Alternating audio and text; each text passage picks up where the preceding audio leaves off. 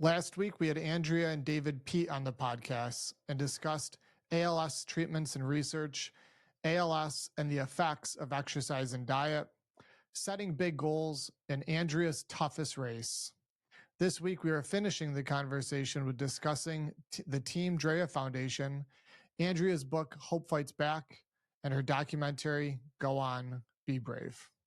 I would like to thank our sponsors, Native Pass Supplements, Lombardi Chiropractic, Home Sweet Home Cleaning, and Thin Line Martial Arts.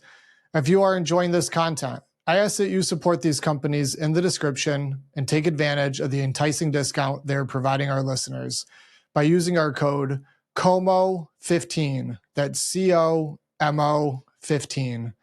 I thank each and every one of you for being on this journey with us. Now, please enjoy the show. Let's talk about the Team Drea Foundation. Tell me about that. You guys founded that. What do you guys do?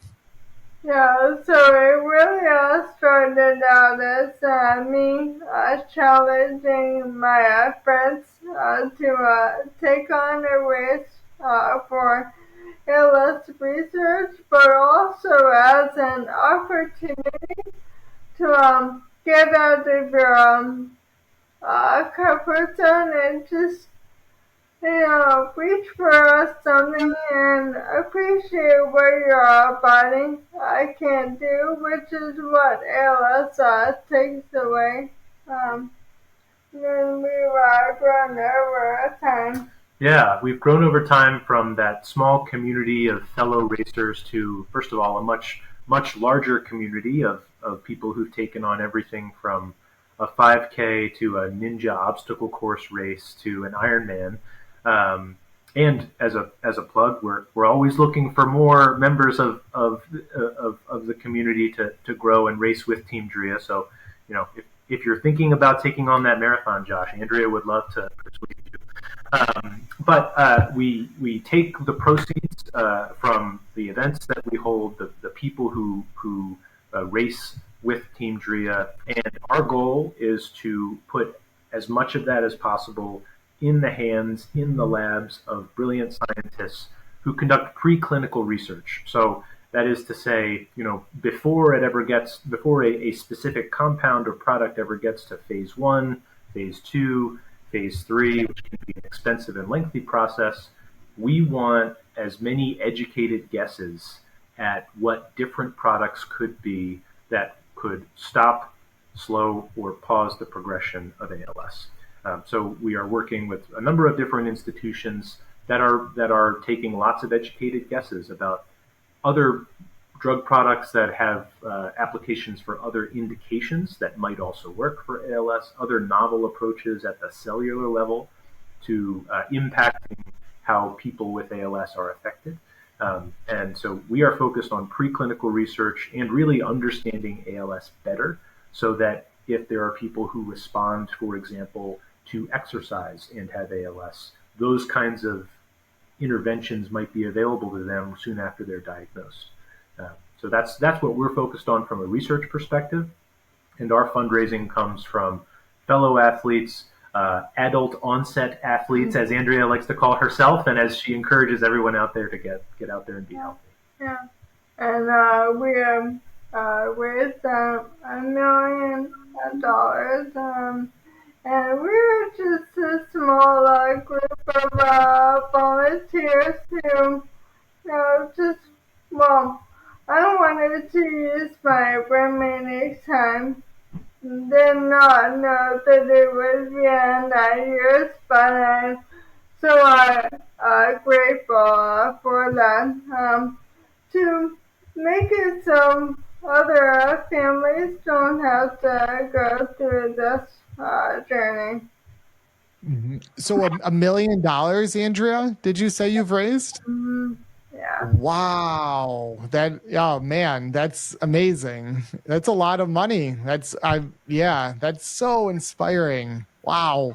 So I want to talk about the documentary. Go On, Be Brave. So you're an author, but you're also in a documentary, the one that one of our clients saw you down in Charleston. And it premiered February 15th of this year. Is that right? Mm-hmm. That's right. Okay. In Santa How Barbara. many Yeah. how many screenings have you had so far? I 40 or Yeah, around 40. yeah. We operate in multiples of 50, so her instinct is always to say, I think we're getting close to 50, so we're not quite there yet. I think by the end of our year, we'll definitely be at 50. We really started this project new. It was only supposed to be a 1 year documentary through like May of 2020, and then COVID happened, and we just kept the cameras rolling. So now it's just a feature like film through all 15. Yeah, that's right. And so what we've been doing is during the course of this year, between film festivals and our own private screening, fundraising events, we've been raising awareness and raising money for ALS research by taking Andrea's story out into the communities where she raced and where we have close connections. So that's what this year has been about, sharing her book, Hope Fights Back, and also sharing the documentary following her journey, before hopefully sharing it with more people next year. That's amazing. Yeah, I've got your book right here, so we'll give that. Yeah. There she is. Andrea, do you speak at a lot of the screenings? I know our client saw you in Charleston, but out of the 40 or so screenings, how many have you been to? Probably 30. Yeah, we're shoe. What is the term? We are food strapping this. We're this has been grassroots from the beginning, and we are driving around in our Subaru with all of our merchandise and like making tourists. So, yeah, the best part for me is to meet people and hear their stories, and yeah, Mhm. fun. Yeah, I've heard that from other guests on this show that when they tour, the best part is meeting people and hearing stories and experiences. And so to hear you say that, yeah, that resonates with me because here at our facility, for example, I always say the best part is the people. And like talking in conversation every day, and like that's what that's about. And so I can only imagine like being on tour and like celebrity, right? Because you have the book and the documentary, like they have a lot to share with you. And so do you give advice, Andrea? Like, do people come up and ask you specific questions? Yeah, a lot of times they want to share what they have been through, and ask, basic things like how did you find the courage to keep going, and it's really just one foot in front of the other, like literally and figuratively, like you just do the best right thing, and if you don't know where the end point is, you just keep going. Yeah, and I think one thing that really comes through at our events, but I think also really came through in Andrea's book and in the film, is that it is a story about Andrea. Both of them are, but really they're stories about larger communities of people with ALS told through Andrea's eyes. And I think that really bears out in the events that we've had, and hopefully in the future events that we'll have too, where it's not a one-way broadcasting and communication of Andrea's story so much as it's an exchange of what Andrea's story has meant to them and what their stories give Andrea, which is the energy to keep on going, the inspiration to keep fighting for others. It's been really meaningful.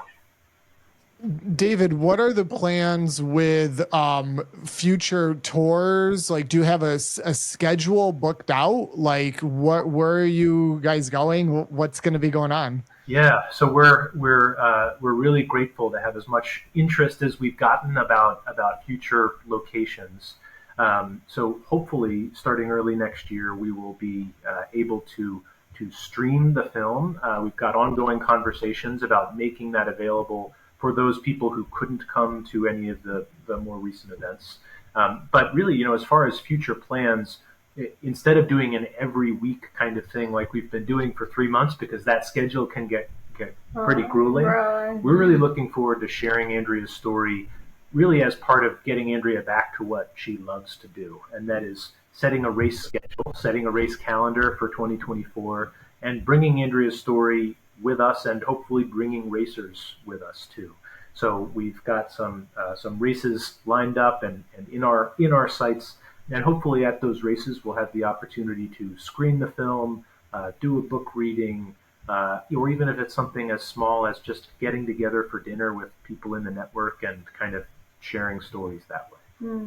I absolutely love that idea. Like, what a good time that would be. You'd have a race, you would have a screening, you could talk about the book, all in one package. Yeah, because I understand, like, so you've been traveling weekly for 3 months. Yeah. That's a lot. That's a lot for anyone. And so I that would be so cool. If you are anywhere near, we're in central New York. It's beautiful up here in the Northeast. We're right by the Adirondack Park. If you're around or your circuit comes this way, let me know. Because not only can I promote it, I would love to show up too. I don't know if I'll run a marathon, maybe a half. Yeah, Josh, thank you so much. That sounds great. And also another thing that we're making the film available for is we've had a lot of interest from people all over the country, from Idaho to West Virginia to Florida, who want to screen the film for their own fundraising event or for their company because they think there are leadership or other messages to take from it. And we also make the film available for your own group screening if you'd like to do so. So in addition to hopefully getting it into streaming sometime early next year, if there's interest in holding your own private screening, people can go to goonbebrave.com and follow the prompts to fill in the information there, and we can make the film available to you that way. And we can do a Q&A after. Yeah, with a virtual Q&A option as well. Mm-hmm. We have 2 colleges here, Hamilton College and Colgate University, both 10 minutes and 20 minutes away from us. And I have connections at both. And so I had thought about, how a connection with that could come about, because I know that they screen lots of different films. They do like the Banff Mountain Film Festival. They do the Real Rock climbing stuff. So this to me sort of falls into that, category. And so is that something that you reach out to and mention to them, or do they reach out to you? How does that relationship start? I think every relationship's different. I mean, if we have a point of contact, then I think we kind of starts with a Zoom call or sharing emails and figuring out what they're looking for, what their goals are, what their timeline is, and hopefully it aligns with ours, and then we kind of go from there. Okay. Well, what I'll do is I'll send out, obviously this is going to reach quite a few people. Some of them are at Hamilton and Colgate. And so, but we'll have links in for everything with the description and everything, with the book, the documentary, the foundation, everything. So it'll hit some people. Awesome. Yeah. I think we have to pander then too, right? Go Red Raiders. My dad went to, is it Red Raiders? I think it's the Red Raiders. Right? Yeah. And Hamilton, the Bears? No. So Hamilton College is the, oh my gosh, let's see. I just call it. No, it's Colgate. They're They're in the Patriot League. Yeah. Colgate is. Oh, Patriot League. Yeah. Oh, all right. Yeah. So you said your father went somewhere? Where did? Yeah. My dad went to Colgate. Mm-hmm. Oh, wow. Yeah. He loved it. He sings its praises all the time. Oh, yeah. That's so funny. Yeah. We're 20 minutes from there. We do a lot of like rock climbing there. And then I swim at Hamilton College. And so, oh, wow. Small world. Yeah. That's so funny. I can't think of the name. David, help me out with Colgate. The Red Raiders, right? Red Raiders is Colgate. Look that up quick. And then I want to make sure I get this right. And then, I think it's a Hamilton Continentals for Hamilton College. Yes. Is it the Red Raiders? Yeah.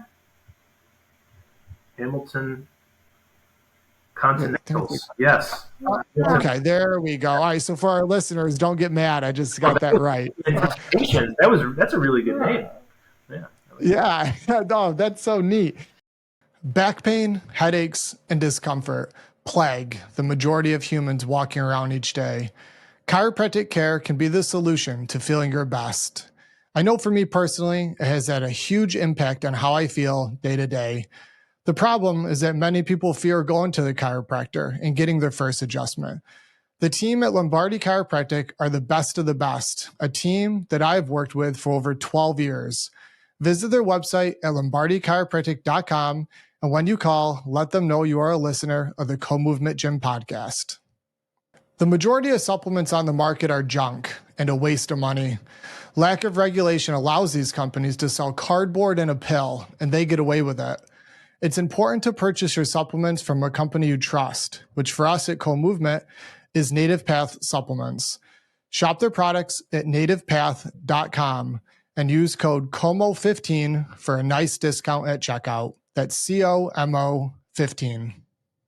Law enforcement officers have one tough job. While some calls may be routine, many are not, oftentimes putting officers in unpredictable situations. Thin Line Martial Arts is an apparel company that promotes defensive tactics training for officers so that they can be equipped to safely handle a hand-to-hand combat situation. Purchasing apparel from Thin Line Martial Arts promotes this message and allows more officers to attend training. Go to thinlinemartialarts.com and use code COMO15, that's COMO15, to receive a 15% discount on us. Did you know a clean house reduces anxiety, increases your productivity, improves sleep, and decreases stress? Yes, all of those health benefits just from having a clean house. The problem is that no one finds cleaning fun, except for the great folks at Home Sweet Home Cleaning.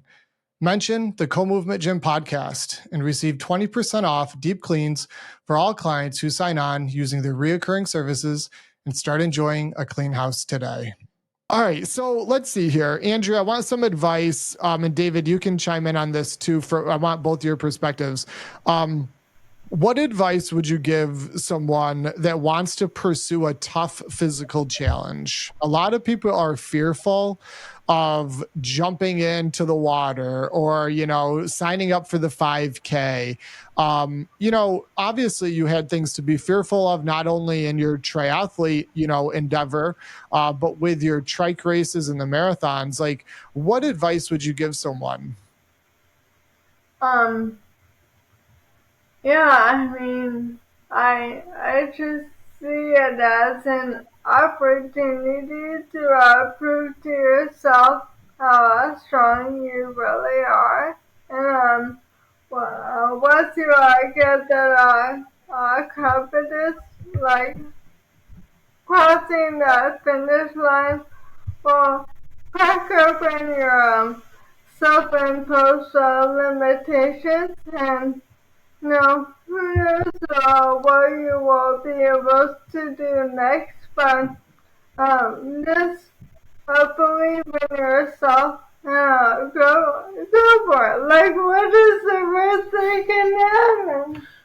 Yeah, having been by the side of someone who has taken on incredible physical challenges, and at these kinds of events where she's talked about this advice, I've been able to kind of collect what I think are two really important things that Andrea has said in the past. The first one is that the most bravery you need is just to start. You don't need to do the entire challenge, the entire race all at once. The most bravery you need is just starting. From there, it is so much easier. That's something that she said that I think has really resonated with people and makes a lot of sense to me as she coached me up for my first marathon earlier this year. The second one is, these kinds of physical challenges, as solo as they can be, whether it's doing an Ironman or even if that solo challenge is to you is just doing a 5K, everybody has a crew and a support community around them. Yes, I helped Andrea with the trike. I helped her get out of bed in the morning, but everybody has that person in their life, whether it's giving them nutrition along the race course or just encouraging them along the way. So just be brave enough to start. And who's your community, right? Who is your support crew? Yeah, I absolutely love that.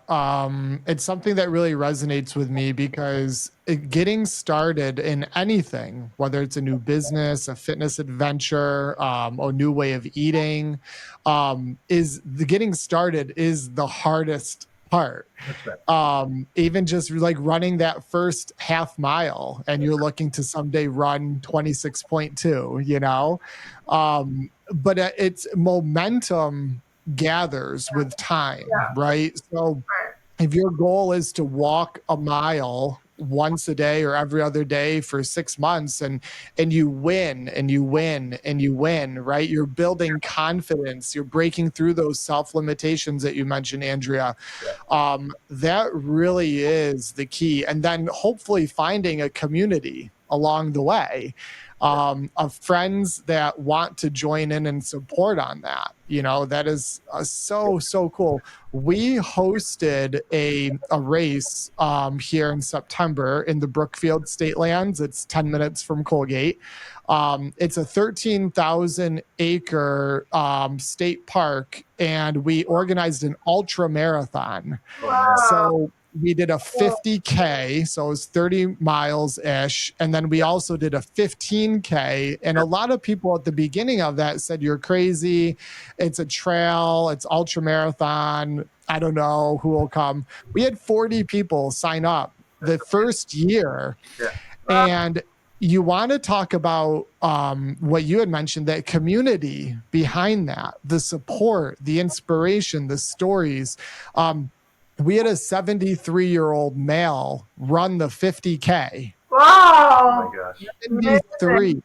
So cool. And we had other people that did the 15K that it was the longest that they had ever run, and they were fearful before. And so the community is so big. I think it's as big or bigger than the actual accomplishment, right? Yeah. And so, yeah, you're really building that out. That is so cool. Yeah. I want advice from both of you on, there was a quote here. It says by you, Andrea, I think it was in your book, you can be depressed or you can live your life. The time will pass either way. That resonated with me. I know that a lot of people struggle with loneliness. They're calling that like the new epidemic. They're suffering from depression, anxiety. When we look at like prescription drugs for those things, they're at all-time highs. What advice do you have for people that may be in that mindset? Yeah, I really that came to me when I was sitting in the car crying, realizing that there was no depth to my sorrow, and realizing, how am I going to get out of this car, let alone live with the knowledge that I am going to die. But then that is what I came to me. I can go on and live my life, or I can sit here and be depressed, and really, that, and I don't know, there's so much loneliness, as you say, but for me, just realizing that I could still live my life while I could meant so much. Yeah, I mean, I guess being patient with yourself is what I would Yeah, say is another thing. I know um, just in the context of going through diagnosis and things like that, we um, sometimes we would think of, or I would be under the misconception of that it was a kind of linear process of recovering from that experience, but it's not. It's very cyclical, right? Just because you have this feeling of loss and loneliness, um, if it gets better and you start feeling that way again, my initial reaction was almost to feel like, well, that feeling of getting better was it didn't mean anything because I just yeah, ended up in a worse place, and it kind of, there can be a cyclical effect to that where you kind of beat yourself down for trying to feel better in the first place. And for me, at least, it gave me a lot of comfort to understand that there is nothing linear about recovering from, whether it's depression, whether it's that kind of an experience, because you may feel that way again, and that doesn't mean that you're never going to feel better and surrounded and loved by a community. It just means that it's something that you're constantly working on and is a part of and you gather our tools you. Yeah, along the way, whether it is you know a book or a mantra or a ritual that you do to make yourself feel better, just a little, yeah. or reaching out to a friend. Like, there's so much that you can do, and you just have to figure out what works. So the patient's standpoint, and the cyclical piece, that's very interesting. There is really almost nothing linear, right? Whether it's upward progress, downward progress, like it's everything is, I call it like seasons. You called it cycles. Like there's seasons for everything, and so I think in what you had said, like being out in front of it, knowing that certain things can't last, in terms of forever, whether it's depression, loneliness, anxiety, or the good or the good. I think a lot of people now are addicted to needing to feel great all the time. Yeah. And when they don't, they feel depressed. And we're living in like a dopamine nation, right, with social media, and everything is high, good, good, good, good, good, and when we're not really good, we're sad. Right. And so hearing you say that the season or cycles, you mentioned it as, and then patience too. I know, Andrea, in your book, obviously the diagnosis was long, like it was a long drawn out. I think you took like 4 chapters or so to explain that. But patience being, for everyone listening, patience, whether it's striving for something, to improve on something, a relationship, anything, health, patience is the key. We know now, like we see these 30-day challenges everywhere, that 7 days, everything is so short term and promised with almost no effort. But patience and that delayed gratification, Mhm. in anything, I think that's the key, and it's hard. We all struggle with that. Yeah, Yeah. for sure. Yeah. So let's I want you to give some points of contact here, because I know there are people very interested in this conversation and everything that you guys are doing. What's the best way for people to get in touch with your foundation, or if they're interested in a film screening or purchasing the book? Obviously, we're going to provide links for everything, but David, can you give us some of those shout outs? Yeah, sure. So we're all over social media, and as much as social media provides that up or down or dopamine effect, that's probably the best way to get in touch with us right now. Team Drea Foundation on Instagram. is the best way to reach out to Andrea and the foundation and me. Go on, be brave with underscores in between is the best way to reach out about the film and to talk directly with our filmmakers who are at film festivals and around and in regular touch with us as well. Teamdrea.org is the best way.